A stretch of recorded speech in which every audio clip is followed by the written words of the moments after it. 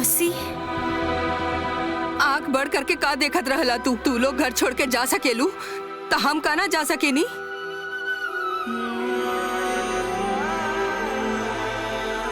हमार रिश्ता तोहरा से बा। जब तू यहाँ से ऐसे सर झुका के जा रहा हा, तो हम यहाँ कांधा ऊंचा करके कैसे रहब। मौसी, मौसी प्लीज हमारी बात सुनो। मौसी देखिए, आप अगर हमके कुछ माने नहीं ना, प्लीज हमारी बात सुनो। प्लीज रुक जाइए माँ के पास। देखिए, माँ के कबो भी आपके जरूरत पड़ सकेला मौसी। प्लीज यहाँ रुक जाइए।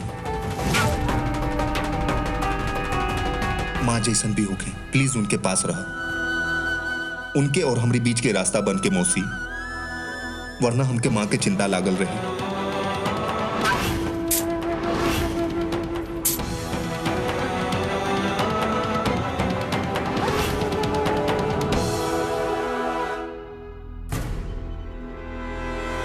भाई, भाई आपके लिए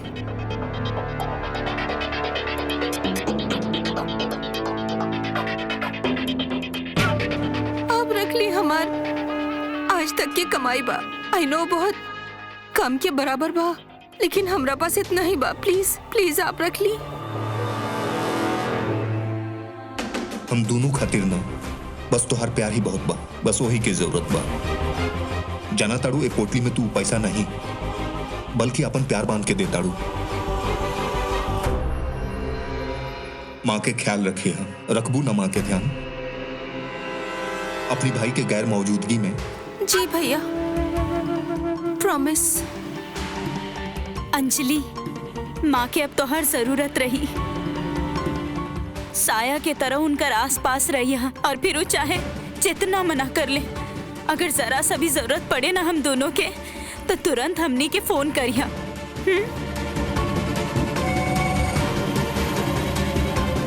बच्चन, एक बार और सोच ला, कुछ हो सकेला का? नहीं मौसी, जौन होके रहे वो हो चुकल बा।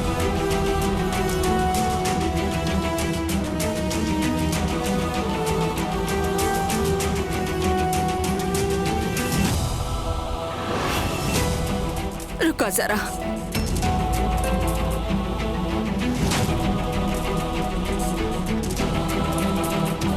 हमार कोनो हैसियत ना बा, और ना ही कंगन के भार ज्यादा बा। ई तोहार नानी हमके आशीर्वाद स्वरूप देले रहली। ई हमार बहुत साथ देलस। अब तू एके अपन साथ ले जा। ना मौसी, ई कंगन आप अपने पास रखा। ये आपके पास रही तो ऐसा लगी माँ के आशीर्वाद बा, और हमनी के तो बस आपके आशीर्वाद चाहिए। तू खुद कह रहलू हा ना कि माँ के आशीर्वाद बा, तब फिर तू एके अपन पास रखा। तू एके साथ ले जाइबू अगर तू हमके अपन माँ माने लू। चला।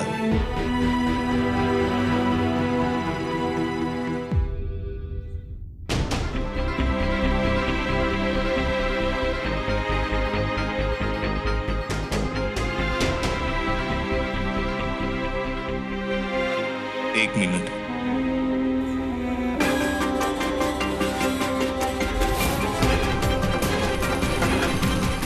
अचानक का याद आ गई है इनके।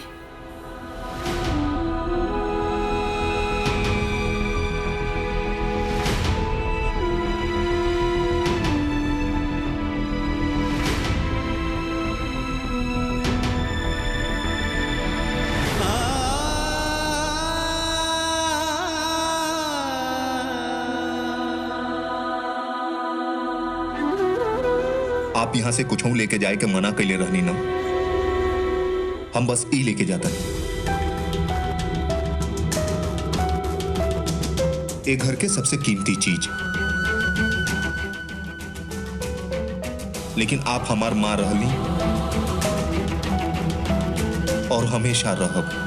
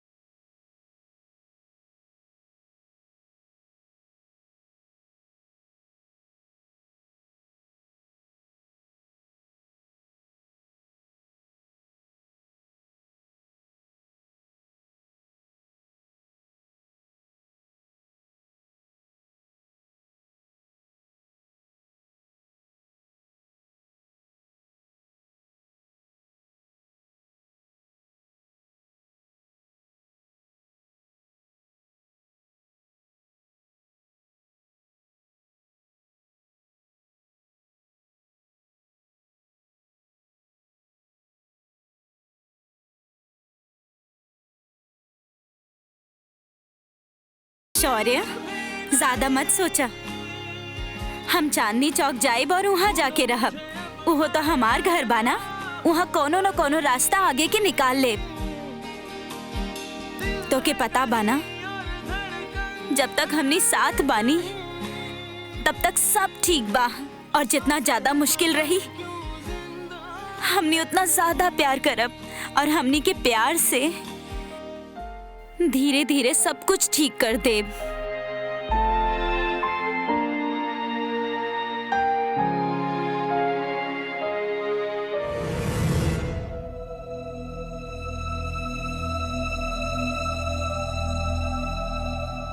लेकिन चाबी तो ये है ना घर के।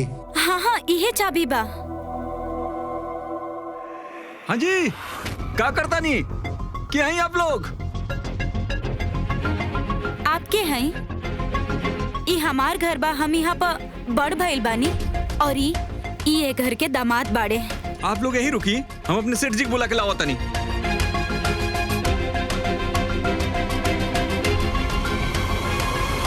ओ महक जी, आप नमस्ते। हम कितना ही पता रहा आपके यहाँ रहे के, लेकिन ए मकान के तो हम लीज पे दे दिले बाड़ी। कल से टेनेंस भी आवता है, लेकिन अगर आप चाहता नहीं तो हम उनके मना कर देता नहीं। लेकिन आप चाचा जी के अकाउंट में जौन हम एडवांस रेंट जमा के लिए बाड़ी। इट्स ओके, इट्स ओके। हमनी के पता ना रहे कि आप इतना जल्दी घर रेंट पे दे देनी। चाचू के कुछ मत बताई। थैंक्स। ठीक है, चलल जाओ।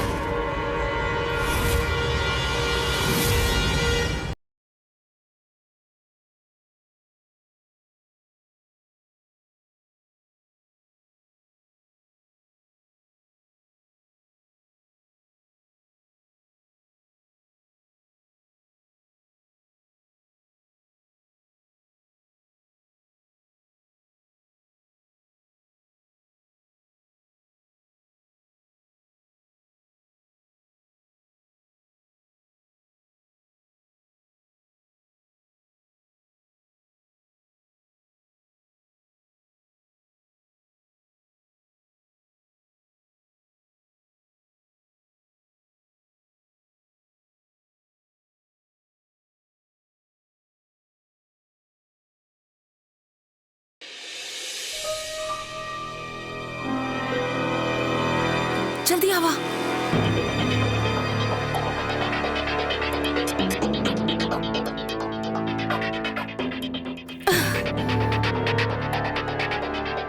पागल बड़ा, यहाँ से कहे अइला, दरवाजे से ना आ सकत रहे। इतना रिश्तेदारी निभावे के ना, हमके कोनो शौक ना। चल केहू देख ली, अंदर चला।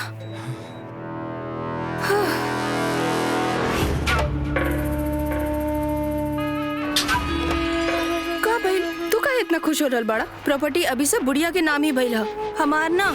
हमार जान, तोरे नाम भी बहुत जल्दी हो जाई। फिलहाल तो हम ऐसा न्यूज ले आयल बानी कि तू हम पे चपट्टा मार देबू।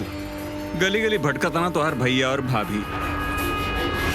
बेबी, तोहरा पे झपट्टा तो हम वैसे ही मारत रहनी, पर ए जे न्यूज तू देला हा, ई पर तो सेलिब्रेशन बनेला।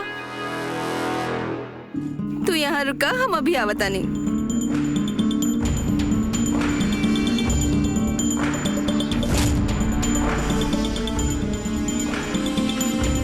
देखिए, अब धीरे धीरे हम भाई के जीवन में हम ऐसा जहर के गोली घोलब कि मीठा शरबत भी भाई के जहर के बराबर ही लागी। आज तो सेरिन लगत या शिकार के मूड में बा। Lettuce alright.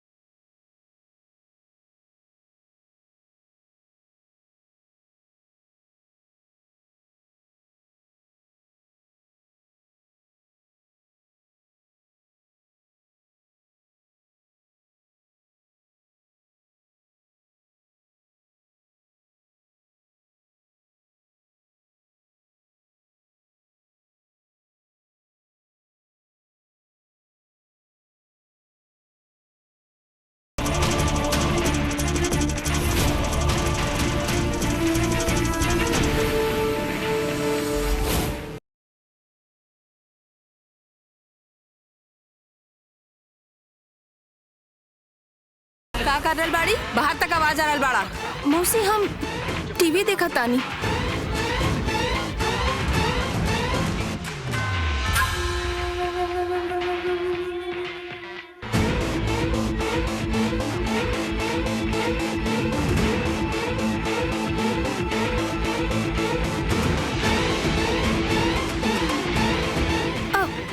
मौसी प्लीज ज्यादा ताका झाकी मत करी।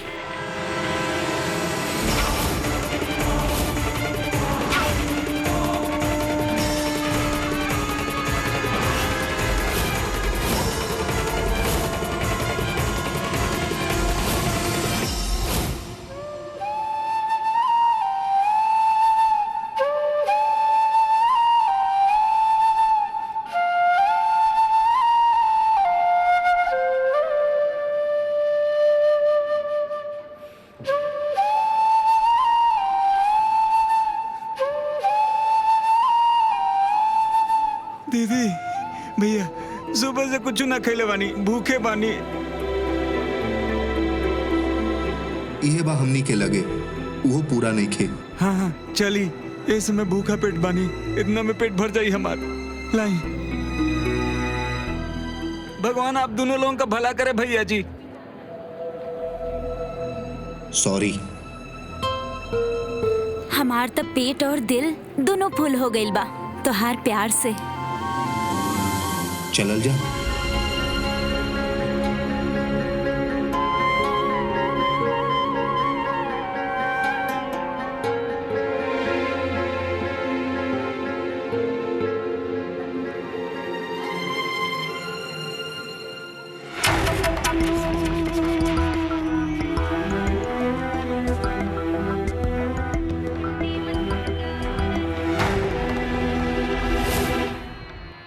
वैसे मौसी जी हमके कुछ हो गई ना तो सबके अच्छा ना लगी। जे करे कहा तू कर चुकलू हा, अब आगे जो करबू हम देख ले। फिलहाल चला, जीजी बुला रहल बाड़ी। आप चली, हम आवतनी।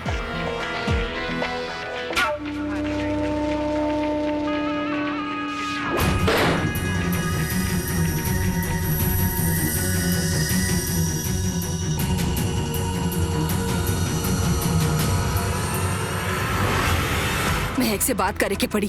ई लड़की ठीक नहीं खे। एकरा कमरा में मरद के मोजा बहुत बेबाक बिया।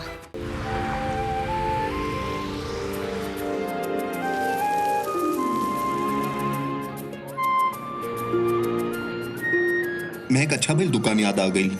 हम कहले रहनी ना कि साथ मिलके कोनो रास्ता निकल जाई। चला। चला।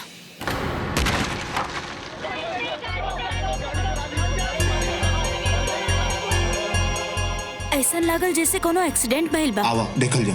चला।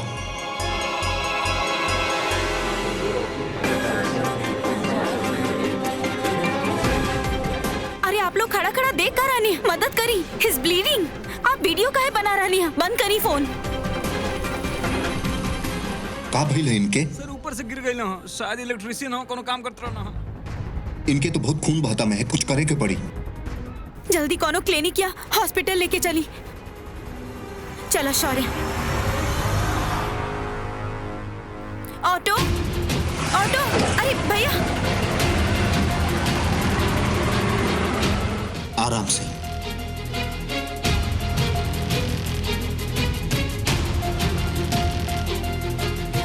ऑटो वाला भैया जल्दी ले चली।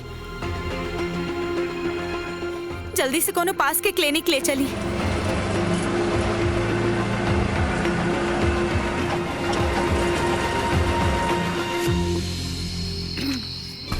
माँ चली, आज आपके हम सर्व कर देता नहीं।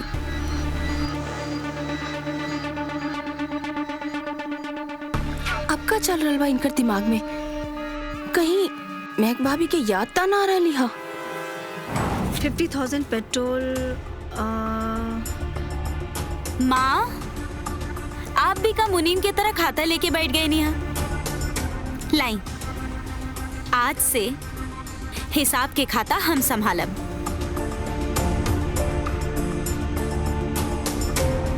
माँ, आपके अंजलि के साथ वक्त बितावे के चाहिए। ये सब काम हम देख ले। हम आप दोनों ले चाय बनवा बतानी।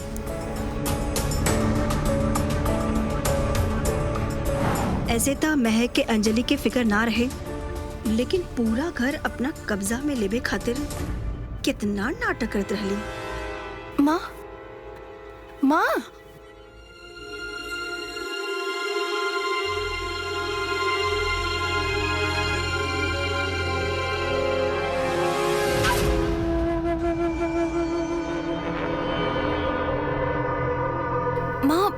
माँ ई का बा? घर के जिम्मेदारी अब तू देखबो। ना माँ, हम ही सब ना ले सकब।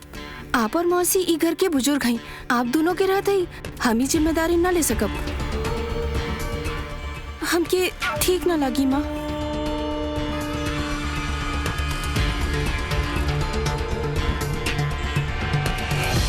बेटा आए न तो काल ई घर, ई बिजनेस, ई रेस्तरां सब तहरा के तो संभाले पड़ी। अब हमरा ले महक और शौर्य दोनों ही तू ही बाड़ू। माँ, हम रिस्पॉन्सिबिलिटी से डरेली ना, लेकिन हमार मन नहीं के मानत। ई पर भैया भाभी के हक बा और हम ई हक ओकरा बा जेकरा हम चाहब, और हमरे नजरिया से ई हक तोहार बा। बेटा शुरू में तनी अजीब लगी, मुश्किल भी आई, पर एक बार जब काम सीख जाइबू, माहिर हो जाइबू काम में, तो अच्छा लगे लगी। ठीक बा माँ, जैसन आप कही। और माँ, ये सिर्फ हम आपकी खुशी के लिए कर रही हैं।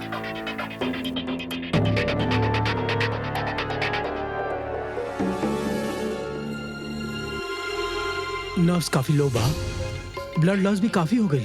चोट पर स्टिचिंग करे के पड़ी, इनके तुरंत ब्लड देवे के पड़ी, वरना कॉम्प्लिकेशन हो सकेला। नर्स, इनका वॉलेट चेक करा, देखा इनके फैमिली का कोनो कांटेक्ट नंबर बाका, और इनका ब्लड ग्रुप भी चेक करा। ओके डॉक्टर। अभी तो हमके अर्जेंटली एडमिट करता नहीं। Thank you.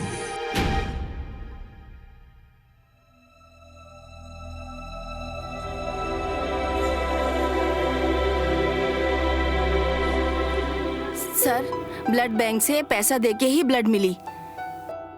इनकी फैमिली आवते हुई, तब तक हम वेट ना कर पाए। आप ब्लड लेके आई सर। हाँ।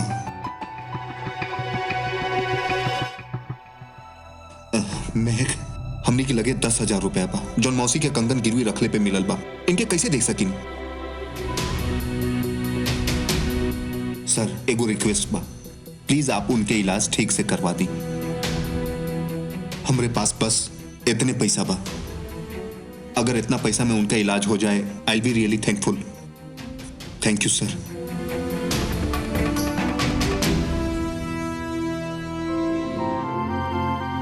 आई लव यू मिसेस खन्ना।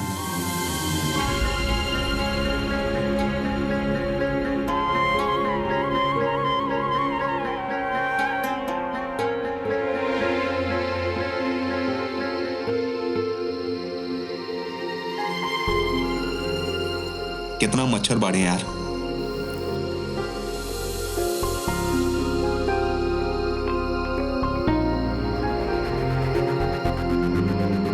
महक, कोनो रिश्तेदार के घर चलते हैं ना रात बितावे खातिर। खुराना साहब बाने ना हमनी के मदद करे खातिर। शीतल आंटी भी बाड़ी। काहे केकरो पर बोझ बने के, ई हमनी के प्रॉब्लम बा। जैसन हुई जे हुई हम साथ में देख ले। चला सूते के थोड़ा देर। शौर्य,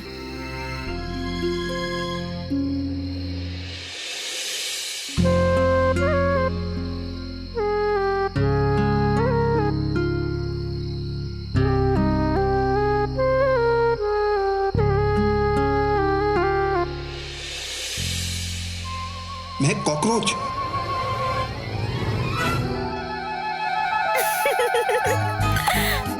मुस्टंडा टेररिस्ट से लड़े वाला शौर्य खन्ना कॉकरोच से डर गई। ओ ले माय बेबी, हमार बच्चा इतना सा चीज से डर गई।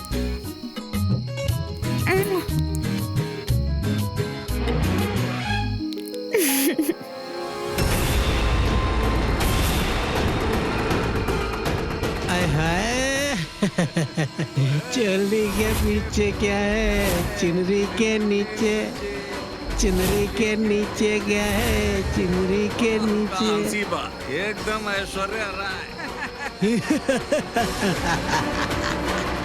या पार्क में का आसियाना बसावा ताड़ा लगी हमारे साथ आवा।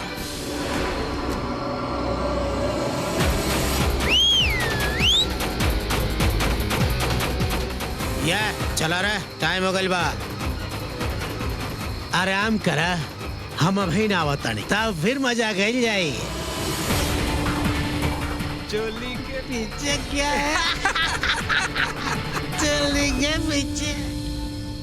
हम तो के बोलत रानी ना केहू के घरे चले के, लेकिन तोरी खुददारी के चलते ए जंगल में फंस गई नहीं जा। ओके ओके रिलैक्स, आई एम सॉरी, ये अच्छा आइडिया ना रहे। हम कुछ सोचा था नहीं, कहीं और चलब। ओके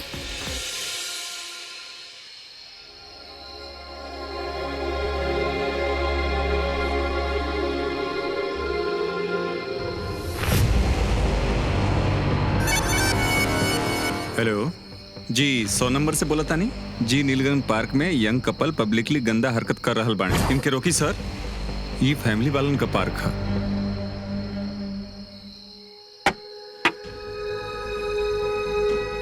का चल रहल बा यहाँ? नशा करता कि कुछ और?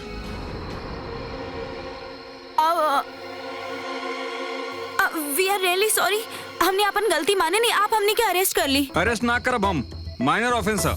तू दोनों यहाँ से चल जा, तू लोग दोबारा यहाँ आइए मत। अरे इका बात भइल, हमने मान रहनी ना कि हमने कानून तोड़ ले बानी, और आप हमने के ऐसे ही जाए दे रहनी। ऐसे ना, आप हमके अरेस्ट करी, जस्ट अरेस्ट अस। हमने चले के तैयार हैं। का पकड़, तू पागल हो गई बाड़ू का? सॉरी, एक मिनट देखी, या तो आप हमने के अरेस्ट कर ली या फिर हम ये डेरा डाल के बैठ जाए। का नाटक करत ताड़ू? का ड्रामा हई?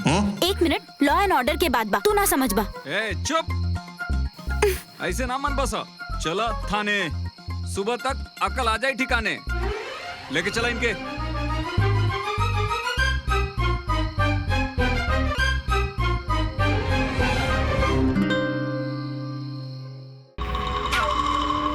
अक्कड़ बक्कड़ बम्बे बो 80-90 पूरे 100 आगे जाने अब का हुई। अब तो जेल जाए पड़ी, जेल की रोटी खाए पड़ी, जेल के पानी पिए पड़ी। वाह बेबी, अब हमके बहुत मजा आ रहल बा। आई स्वेयर बहुत मजा आ रहल बा।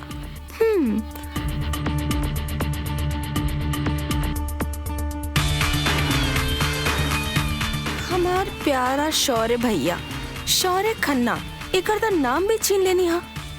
बेचारा बेनाम हो गए।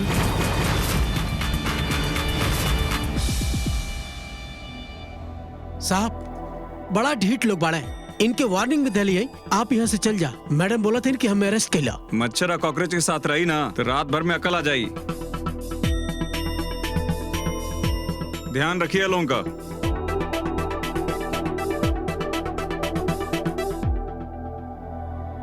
आपके बहुत बहुत शुक्रिया कि आप हमने दोनों के एक साथ बन गए। नहीं आखिर प्लान का बताहा? का चाहताड़ू? मैं हमनी की वेकेशन पर नहीं आई, हमनी कुल जेल में बानी। सही बाना, अब वो पुलिस वाला हमने के सिक्योरिटी गार्ड बा। इस सेल हमार कमरा बा, यहाँ कम से कम चैन से नींद तो आई। तनी सोचा, इमेजिन करा, एक मिनट, ई हमनी के बेडरूम बा और ई हमार गेट बा। ओकर बाद ई हमार कबर्ड बा और ओकर जस्ट सामने यहाँ ई हमार सोफा और ई और ई हमार साइड टेबल और ये हमारे रूम के खिड़की है। बहुत सुंदर है ना व्यू? कितना अच्छा हवा आ रहल बा। टीवी देखेगा तो के? एक मिनट।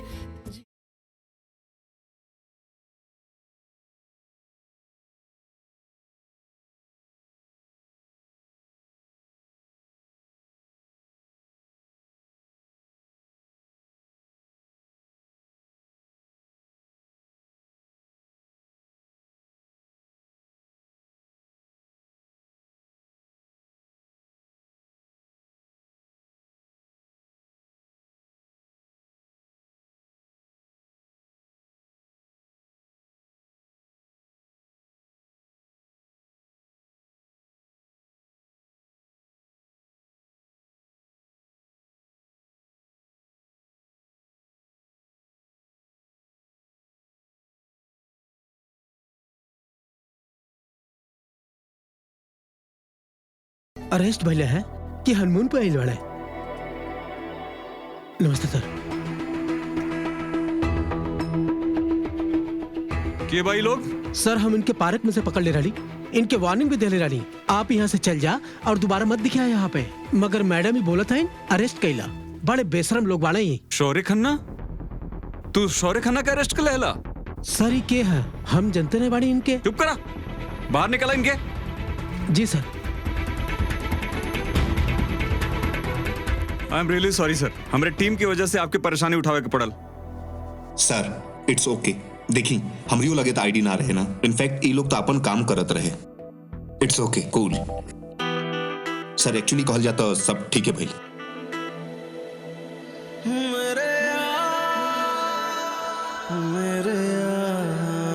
सॉरी सर। देखी प्लीज, आप अपन ड्यूटी करत रहनी ना, ऐसे ही करत रही। चला तनी। सर हमनी लायक कोनो सेवा होके तो बताई, घर या रेस्टोरेंट कहीं ड्रॉप करे होके था? नहीं सर, हम मैनेज कर ले। Thank you. Take care. महक नाम जोन कमैले बानी ना हम, उ केहू ना छीन सकेला। अब हमके पूरा यकीन हो गई, कोनो न कोनो रास्ता जरूर निकली। चले के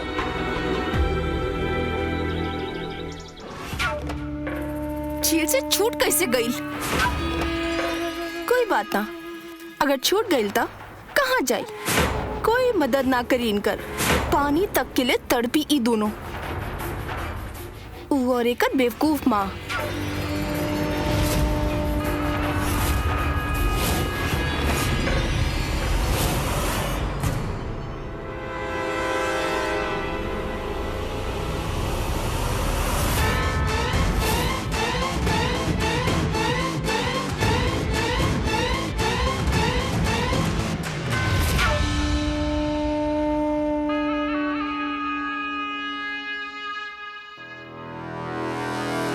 जे तरह से माँ के बात करे पड़ल, हमार ता दिल ही टूट गई। ई सब सुन के हमके बहुत चिंता होता। तो हमके बतावत रहिया कि उ लोग कहाँ बड़े।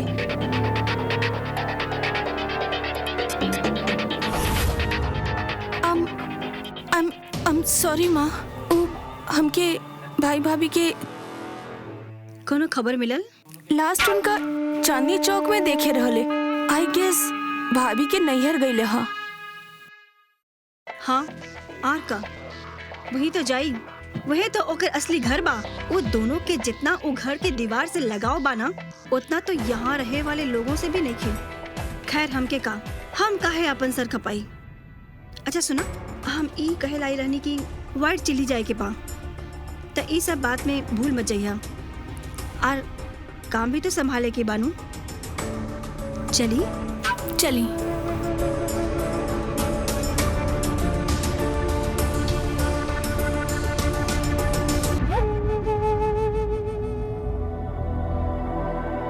गोल लगाता नहीं।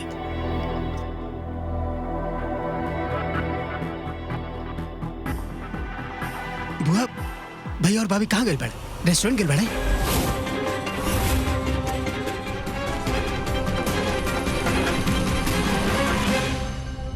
भैया अगर घर पे ना आए हुए तो रेस्टोरेंट पे गए हुई है या शहर के बाहर? सब ठीक तो बानू?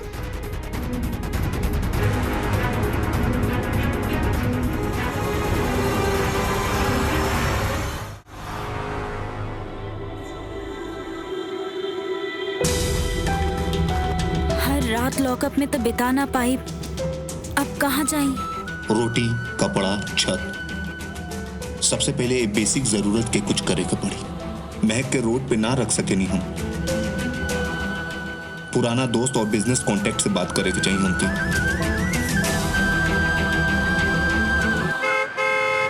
शौर्य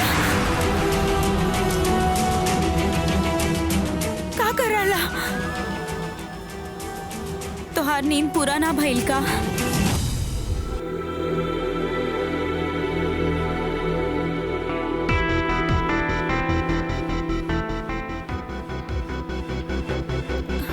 कॉफी महंगा हुई, चाय पी ली आज? शौर्य हमेशा कॉफी ही तो पीले हई, आज हमरा खातिर चाय पीला। चला।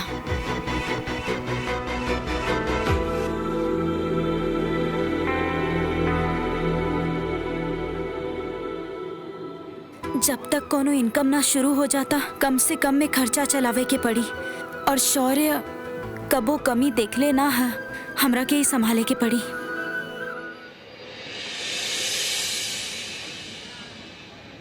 ऐसे मुंह मत बनावा। तेरा पता बा चाय हमनी के देश के नेशनल ड्रिंक बा। देखा कितना सारा लोग पियले। चला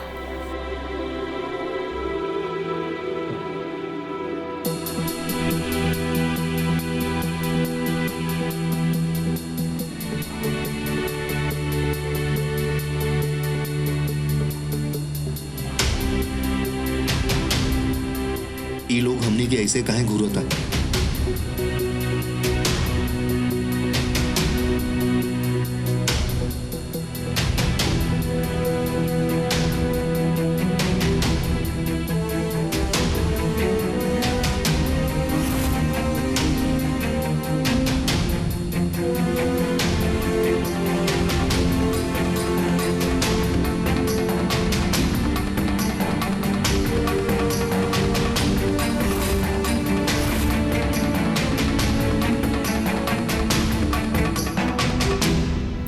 शौर्य अपन खून मत जलावा, इग्नोर मोड पे डाल दा।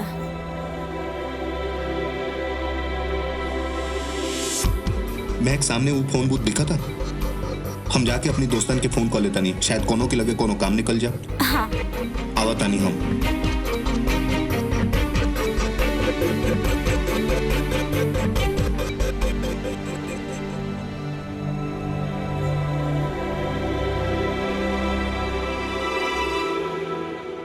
हाँ अमित शौर्य, हम अभी मीटिंग में बानी, बाद में कॉल करते हैं। लेकिन हम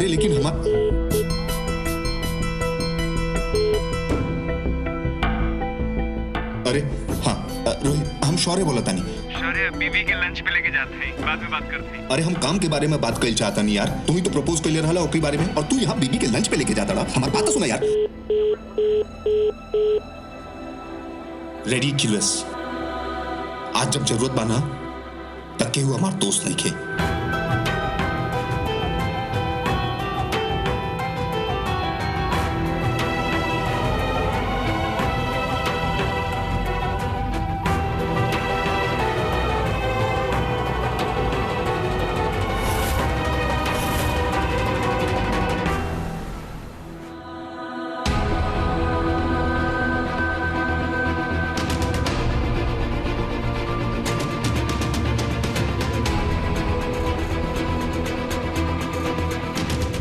काबिल शौर्य। चला महक।